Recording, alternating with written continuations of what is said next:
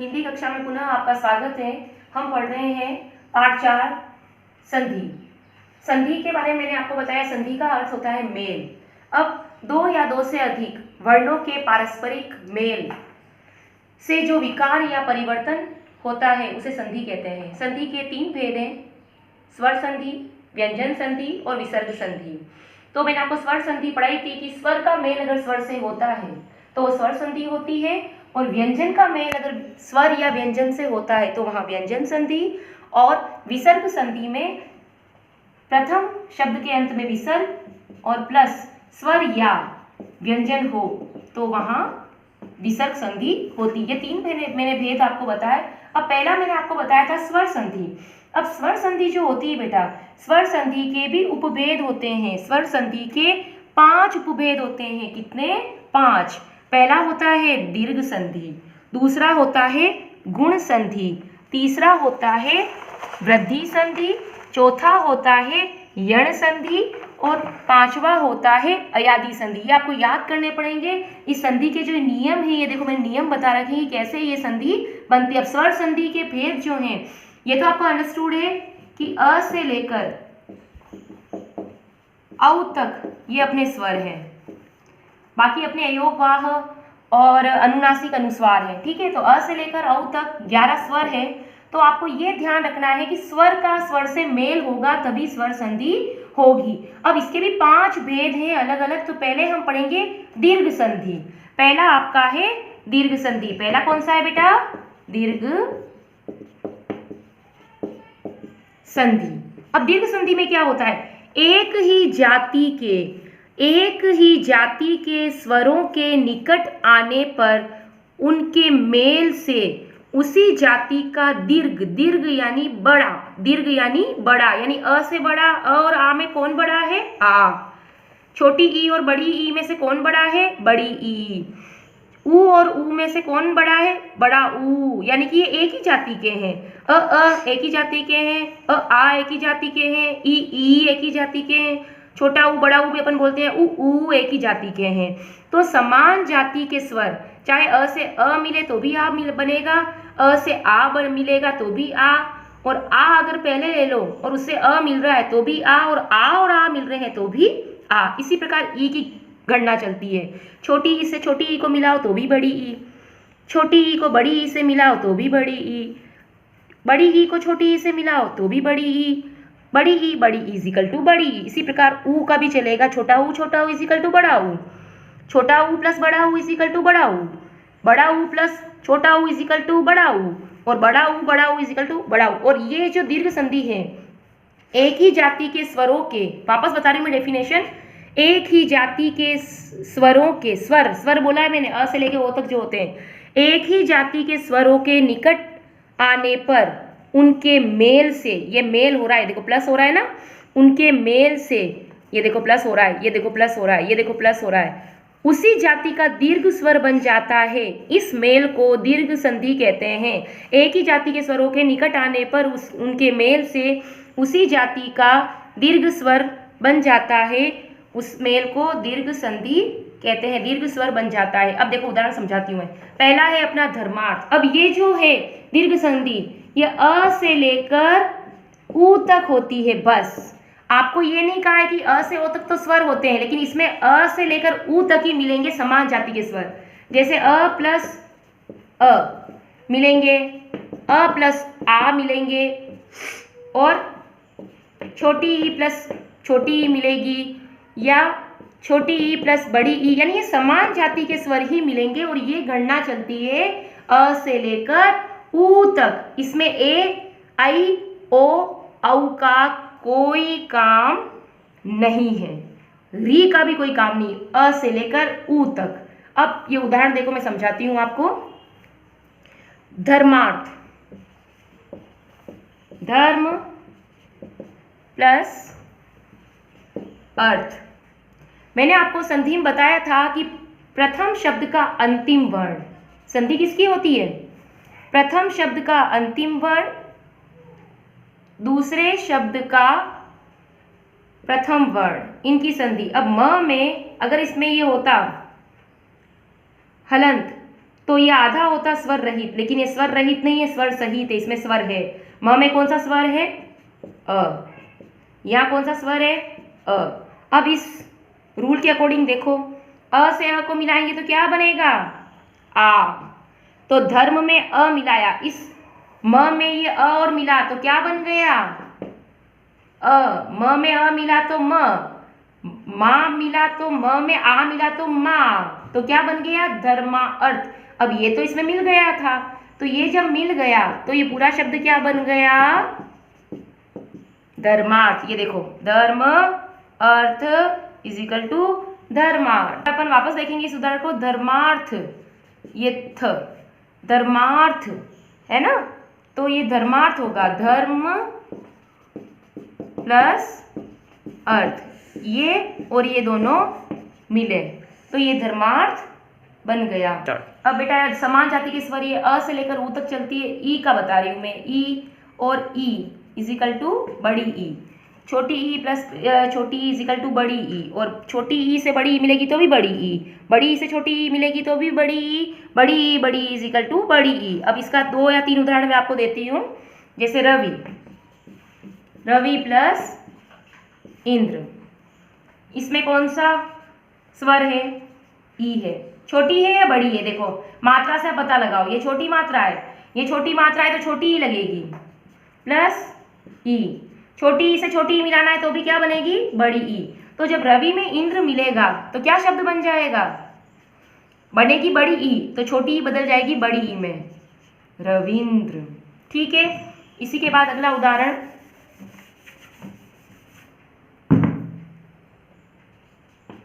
नारी प्लस इच्छा, ये बड़ी ई इधर आ गई, प्लस छोटी ई आ गई, पर बननी क्या है अपने? बड़ी ई, तो क्या बनेगा? नारीच्छा, क्योंकि ये ई तो इसमें मिक्सअप हो गया, ई हट गया तो नारीच्छा। इसी के साथ आगे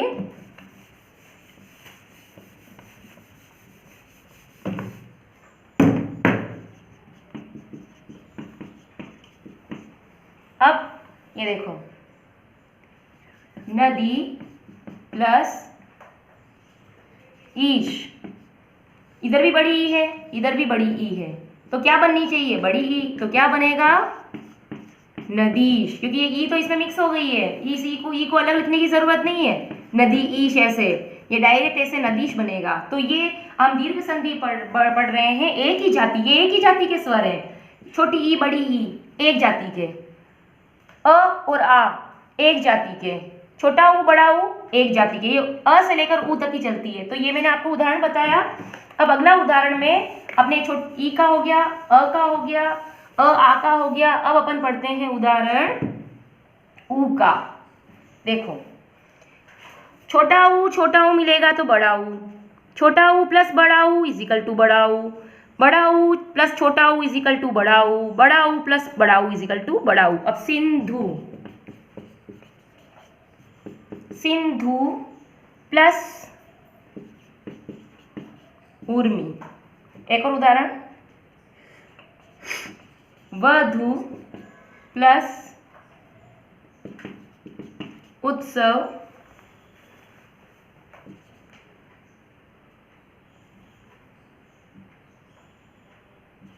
भू प्लस उपकार वधु। ये कौन सा? यहाँ पे अब सिंधु कौन सा ऊ है? छोटा ऊ प्लस छोटा ऊ, बनना क्या चाहिए? उसी जाति का दीर्घ स्वर। हम दीर्घ संधि में पढ़ रहे हैं, एक ही जाति के स्वरों के निकट आने पर उनके मेल से उसी जाति का दीर्घ स्वर हमें बनाना है दीर्घ स्वर। तो छोटा ऊ प्लस छोटा ऊ इज इक्वल टू बड़ा ऊ, तो क्या ये ऊ तो इसमें मिल जाएगा, तो क्या बनेगा? इसका क्या बनेगा सोचो आप, ये बड़ा ऊ बन जाएगा, ये वाला, ये इसमें मिल गया सिंधुर्मी। समझे? ये ऊ तो इसमें मिक्स हो गया, ये जब ऊ इसमें मिक्स हो गया तो ये इसमें मिक्स हो गया तो ये बड़ा बन गया, तो फिर यहाँ पे मी बचा, ये सिंदूरमी। उसी प्रकार ये बड़ा ऊ है, ये छोटा ऊ है, बनाना बड़ा ऊ है क्योंकि दीर्घ स्वर बनेगा उसी जाति का, समान जाति के हैं। अ और आ एक ही जाति के हैं, छोटी बड़ी एक ही जाति के हैं, छोटा ऊ बड़ा ऊ एक ही जाति के हैं, दीर्घ संधि में आते हैं, एक ही जाति के स्वरों के निकट आने पर उसी जाति का दीर्घ स्वर बन जाता है, इस मेल को दीर्घ संधि कहते हैं। अब वधूत्सव, ठीक है, इसका क्या बनेगा? भूपकार। तो भूपकार, ये ऊ इसके अंदर मिक्स हो गया, ये तो बड़ा ऊ ही है अपने आप में, तो जब ये इसमें मिक्स हो गया तो क्या बच गया? भूपकार। तो ये हमने पढ़ी दीर्घ संधि।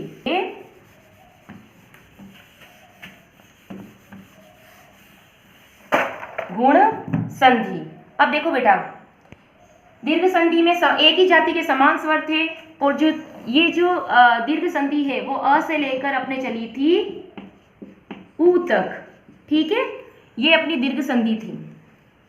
अब अपन पढ़ेंगे इसके बाद कौन सी संधि होती? गुण संधि। यदि अ आ के बाद ई या ई हो तो दोनों के स्थान पर ए हो जाता है। अगर अ आ के बाद, पहले तो अ में आ मिक्स हो रहा था, समान जाति के स्वर, अब अ के बाद ई या ई, अ और आ, अ और आ के बाद ई और ई हो तो या तो इसमें ये मिक्स होगा, या इसमें ये मिक्स होगा, या इसमें ये मिक्स होगा, या इसमें ये मिक्स होगा। अ आ के बाद तो क्या बनेगा? ए। उसी प्रकार अ और आ के बाद इसमें ऊ और ऊ हो तो क्या बनेगा? ओ बन जाएगा। ये फर्स्ट है, ये मैं संधि बता रही हूँ आपको, गुण संधि। ये इसके नियम है बेटा, ये परिभाषा भी है और ये नियम भी है, इसको समझने के लिए आपको ये परिभाषा याद करनी पड़ेगी। अब इसके बाद, अब यदि अ और आ के बाद री हो तो क्या बन जाएगा? अर, ठीक है। अब इसको अपन देखते हैं कैसे होगा ये। अब इसका उदाहरण मैं बताती हूँ आपको। अ आ के बाद ई, ये देखो, अ से ई मिला देव इंद्र, देव इंद्र, देव व में अ है, इसको यहां देखते हैं अपन, देव प्लस इंद्र। जब देव प्लस इंद्र है, व में क्या है? अ, ये क्या है? ई। गुण संधि का नियम है कि अ और आ में ई मिलेगा तो ए बनेगा, अ आ में ऊ मिलेगा तो ओ बनेगा, और अ आ में री मिलेगा तो अर बनेगा। ये इसका गुण संधि को पहचानने का नियम है, आप यही याद करें। अ में ई मिलाया तो क्या बनना चाहिए? ए। देव में इंद्र मिलाओ, क्या बनेगा? व में अ है और ई है, इजिकल टू ए बनेगा। तो अब इसके मिलाओ, इसको क्या बनेगा? अ में ई मिलेगा तो क्या बनना चाहिए? ए। तो ये सब गायब हो जाएंगे, तो देवेंद्र, ठीक है। उसी प्रकार अब ये देखो, ऊ का उदाहरण देखो, ये कैसे होगा? लोक उक्ति। अब ये मैं जो उदाहरण बता रही हूं, ये ऊ का उदाहरण है। अ या आ में, या आ भी हो सकता है, लोका भी हो सकता है, लेकिन ये लोक है, ठीक है। तो ये अ प्लस ऊ मिलाएंगे तो क्या बनना चाहिए अपने? पहले अ प्लस ई मिलाया तो ए बना, अ आ में ऊ मिलाएंगे तो ओ बनेगा, ओ बनेगा। तो इसका क्या शब्द बन जाएगा? पूरा लोक उक्ति का नया शब्द बन जाएगा लोकोक्ति। अब अगला उदाहरण ध्यान से देखोगे तो ही समझ में आएगी। आप वीडियोस प्रॉपर देखा करो, वीडियोस देखते नहीं हो ढंग से। अब अ आ में री मिलाना है, ये देखो, सप्त ऋषि, यहां क्या है? कौन सा स्वर है? अ। क्या मिलाना है? री। क्या बनेगा? अ या आ में री मिलेगा तो क्या बनेगा? अर। अब इसका उच्चारण करो, अ और इसको मिलाओ, इन दोनों शब्दों को मिला दो, अ में री मिलेगा तो अर बनेगा, सप्तर्षि। उच्चारण आ रहा है? सप्तर्षि, सप्तर्षि। ये तो ये हमारे उदाहरण थे गुण संधि के। अब इसको एक बार मैं वापस इसको बाद में रिवीजन में आपको पढ़ाऊंगी। अब ये हमने गुण संधि पढ़ ली। अ आ में ई मिलेगा तो ए बनेगा। अब ये अ हो चाहे आ हो, अ में चाहे ऊ मिलो, आ में चाहे ऊ मिलो, आ में चाहे छोटा ऊ मिलो, चाहे आ में बड़ा ऊ मिलो। इसका मैंने आपको 9 उठा। जैसे मैं और उदाहरण दे देती हूँ एक दो।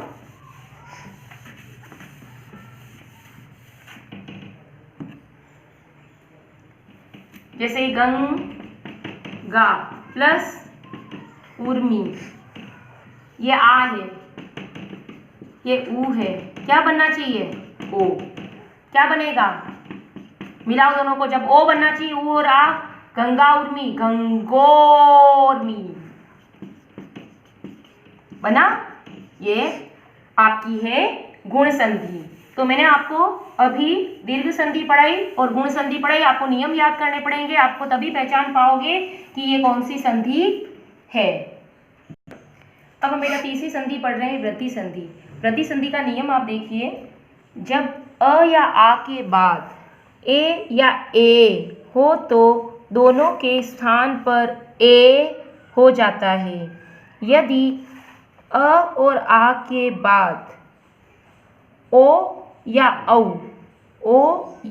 हो तो दोनों के स्थान पर औ हो जाता है। इस मेल को वृद्धि संधि कहते हैं। यानी अब इस नियम में क्या होता है, इससे पहले जो नियम पढ़ा उसमें अ आ के बाद ई थे तो ए बना, अ आ के बाद ऊ आया तो ओ बना। लेकिन यहाँ पर अ आ के बाद ए हो तो आई बन जाता है।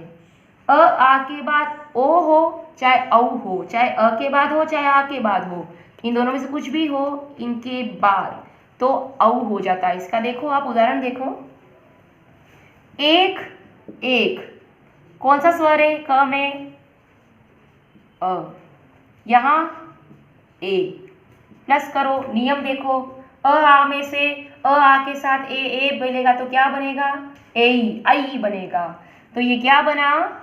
1 + 1 = 1 और ये आई बना है। आई जब बनता है तो 2 मात्रा लगती है और ये ए होता है तो सिंगल मात्रा लगती है और ये वाला ए होता है = ये 2 मात्रा लगती है और ये ए होता है तो ये मात्रा लगती है। ठीक है। अब उसी प्रकार सदा प्लस एव, यहाँ क्या है? आ प्लस ए = देखो आ प्लस ए भी क्या बन रहा है? आई। सदा प्लस एव क्या बनेगा? आई। सदैव, सदैव बना। इसी प्रकार महाऐश्वर्य, आ प्लस ए क्या बनेगा? आ प्लस ए = भी ए, तभी महाऐश्वर्य = महेश्वर्य। ये आपके एग्जाम में अलग अलग टाइप से क्वेश्चन पूछेंगे, बताओ इसमें कौन सी संधि है, या संधि युक्त स्वर बताइए, या इसको अलग कीजिए, संधि का नाम बताइए। महाओजस्वी, यहाँ आ है, यहाँ ओ है। जब आ में ओ मिलेगा चाहे ये ओ मिलो, लेकिन यहाँ सिंगल ओ वाला है तो ये ओ मिलेगा तो भी क्या बनाना है? औ। तो क्या बनेगा? महोजस्वी, डबल मात्रा। ठीक है। अब महाऔषधि, ये आ है, आ में औ मिलाया तो भी क्या मिलेगा? बनेगा औ। महोषधि, ये आपकी थी वृद्धि संधि। बेटा अब है आपके गृह कार्य की बारी। गृह कार्य में आपको 2 प्रश्न मैंने पहले दिए थे। अब अगला प्रश्न है, स्वर संधि के कितने भेद होते हैं? नाम लिखिए। यानी 5 भेद जो मैंने बताए हैं, दीर्घ संधि, गुण संधि, वृद्धि संधि और यण संधि और अयादि संधि, ये 5 नाम हैं, आपको इस पे लिखने हैं। गुण संधि। अब इसके बाद दीर्घ संधि से आप क्या समझते हैं? ये दीर्घ संधि, एक ही जाति के स्वरों के निकट आने पर उनके मेल से उसी जाति का जो दीर्घ स्वर बन जाता है, इस संधि को दीर्घ संधि कहते हैं। ये दीर्घ संधि का उदाहरण, अब प्रत्येक का एक उदाहरण लिखना है। प्रत्येक का मतलब अ से अ मिल रहा है तो आ बन रहा है तो धर्म अर्थ, ये एक उदाहरण इसका होना चाहिए, एक उदाहरण इसका होना चाहिए, एक उदाहरण इसका होना चाहिए, जो आपको इजी लगे। जैसे विद्या प्लस आलय, विद्या प्लस आलय अगर इजी आपको उदाहरण लग रहा है तो वो लिखो जो इसमें से इजी हो, जो आप याद कर सको। हर एक से मिला हुआ दीर्घ संधि से संबंधित 5 उदाहरण कम से कम आपको आने चाहिए। ई से ई मिल रहा है तो 1-2 उदाहरण वो आने चाहिए, अ से आ मिल रहा है 2 उदाहरण वो आने चाहिए, ऊ से ऊ, छोटे ऊ से बड़ा ऊ मिल रहा है तो 2 उदाहरण वो आने चाहिए। उसी प्रकार गुण संधि को भी उदाहरण से इसी प्रकार आपको बताना है कि अ आ के बाद क्या आता है? छोटी ई और बड़ी ई, तो ए हो जाता है छोटा ऊ और बड़ा ऊ हो तो अ आ के बाद तो ओ हो जाता है, और अ आ के बाद री होता है तो अर हो जाता है। इससे संबंधित दो दो उदाहरण तो आपको लिखने ही हैं। इसके बाद गद्दी संधि को, ये इसकी डेफिनेशन है, ये इसको आपको लिखकर इसके दो दो उदाहरण आपको लिखने हैं। देखो ये मैंने भी आपको समझाने के लिए यहाँ लिखे हैं, तो ये है आपका गृह कार्य। फोटो